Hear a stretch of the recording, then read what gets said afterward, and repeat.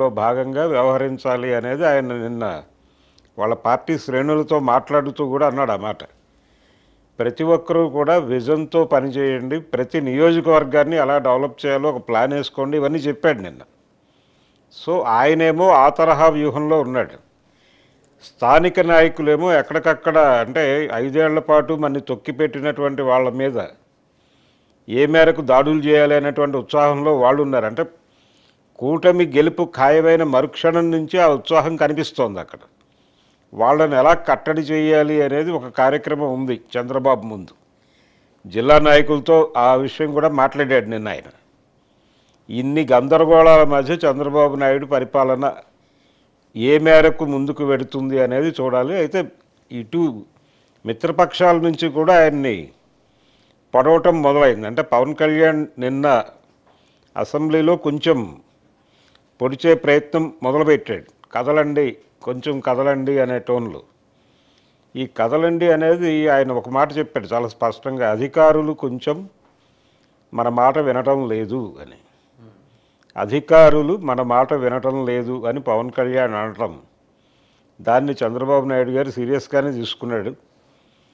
అలాగే ఈ కుంభకోణాలు, జగన్ పరిపాలనలో జరిగినటువంటి కుంభకోణాల మీద విచారణలు జరపటము, అలాగే సిబిసిఐడి కాదు, అవసరమైతే సిబిఐకి వెళ్ళొచ్చు, కానీ సీరియస్గా పట్టించుకొని చేయాలి, ఇక్కడ ఎక్కడ మొహమాట పడాల్సినటువంటి అవసరం లేదు అనేది సభాముఖంగా ఆయనతో మాట్లాడటం ప్రపంచం అంతా చూస్తుండగా.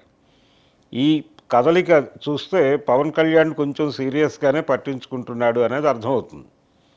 అంటే ఏదో మీరు చెబితే మేము వింటాం అన్న టోన్లో కాకుండా, మేం పరిపాలనలో భాగస్వాములం అనే విషయం మాకు తెలుసండి, మేము సీరియస్గానే క్వశ్చన్ చేస్తాం, మీరు సమాధానాలు చెప్పాల్సి ఉంటుంది. ఇక్కడ ప్రతిపక్షం కూడా లేకుండా నడుస్తోంది సభ. ఉద్యోగం కూడా మేమే చేస్తాం. ఆ పని దాదాపు ఆయన చేస్తున్నట్టుగా కనిపించాడు నిన్న. చాలా విషయాలు ఆయన చాలా స్పష్టంగా, ఈ అధికారుల విషయం కావచ్చు, గత ప్రభుత్వం గురించి కావచ్చు, అలాగే అధికారుల గురించి ఎందుకు ప్రస్తావించాడు ఆయన అంటే, పరిపాలన నడవటం లేదు అనే దగ్గర మొదలైంది. నా మాట కూడా వినటం లేదు నా శాఖకి సంబంధించినటువంటి అధికారులు అని కూడా వాపోయాడు ఆయన. సో ఈ మొత్తం సీన్ చూస్తే చంద్రబాబు నాయుడు గారు ఇంకా ఎక్కువ టైం కేటాయించి పనిచేయాల్సినటువంటి పరిస్థితి అయితే ఉంది. అంటే ఇంకొకటి కూడా నడుస్తుంది సార్, అంటే వైసీపీ క్యాంప్స్ నుంచి వస్తున్నది ఏంటంటే, ఆయన అడిగినట్టు ఆయన నిలదీసినట్టు ఈయన జవాబు చెప్పినట్టు అనే ఒక డ్రామా కూడా వాళ్ళు పండిస్తున్నారు. అదే ఎంత స్క్రిప్టెడ్, ఇంజనీర్డ్ అండ్ డాక్టర్డ్ ఇదంతా, మేము ఎలాగో లేం కదా అని చెప్పేసి రెండు పాత్రలు వాళ్ళే చేస్తున్నారని చెప్పేసి వాళ్ళు అంటున్నారు. బట్ నిన్న పవన్ కళ్యాణ్ గారిని చూస్తే మాత్రం ఆయన సీరియస్గానే సిన్సియర్గానే ఆ మాట అన్నట్టు అనిపించింది. ఆయన సీరియస్గానే ఉన్నాడు. పర్టికులర్గా ఆయన ఆవేదన బయట వ్యక్తం చేశాడు. ఆల్రెడీ బయట ఏది మాట్లాడాడో అదే మాట్లాడాడు లోపల కూడా ఆయన. అంటే పాలనాపరమైనటువంటి వేగం పెరగాల్సి ఉంది. మనం అనుకుంటున్నాం కానీ ఇంప్లిమెంటేషన్ జరగటం లేదు. అక్కడ అమలు జరిగేటువంటి ఏరియాలో కొన్ని లోపాలు ఉన్నాయి, వాటిని సవరించుకోవాల్సి ఉంది. హనీమూన్ పీరియడ్ ఈజ్ ఓవర్ అనే పద్ధతిలో మాట్లాడండి. 50 రోజులు అయిపోయింది, ఇంకా ఈ శ్వేతపత్రాలు వాతపత్రాలు అనుకుంటూ కూర్చోవటం కాదు, మనం డైరెక్ట్ యాక్షన్లోకి దిగాలనేది. ఎలాగూ వాళ్ళు అవన్నీ చేశారని ఇంతకుముందు చెప్పుకున్నాం, ఇప్పుడు అసెంబ్లీలో చెప్పుకొని ఈ చరివిత చరణం ఎందుకు, నేరుగా యాక్షన్లోకి దిగండి అని. నిన్న ఈ కేసులకు సంబంధించి చేతులు ఎత్తండి, నిలబడండి అని చెప్పడం కూడా అలాంటిదే. ఇవన్నీ చేయటం వలన ఏంటంటే, ఇంకా ఎంతకాలం మనం జగన్మోహన్ రెడ్డిని ఇప్పటికీ అధికారపక్షంగా భావిస్తున్నామా జగన్మోహన్ రెడ్డిని అని జనాలు అనుకునే ప్రమాదం ఉంది.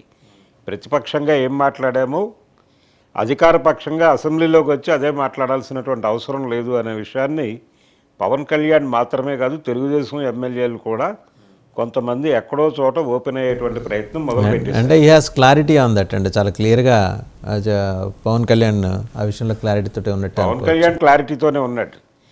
చంద్రబాబు నాయుడు గారు వీళ్ళందరినీ ఎలా సమన్వయపరచాలి, ఈ అత్యుత్సాహం ఉన్న వాళ్ళని తృప్తిపరచడం కోసం ఈ శ్వేతపత్రాలు అనే కార్యక్రమం మొదలుపెట్టాడు ఆయన.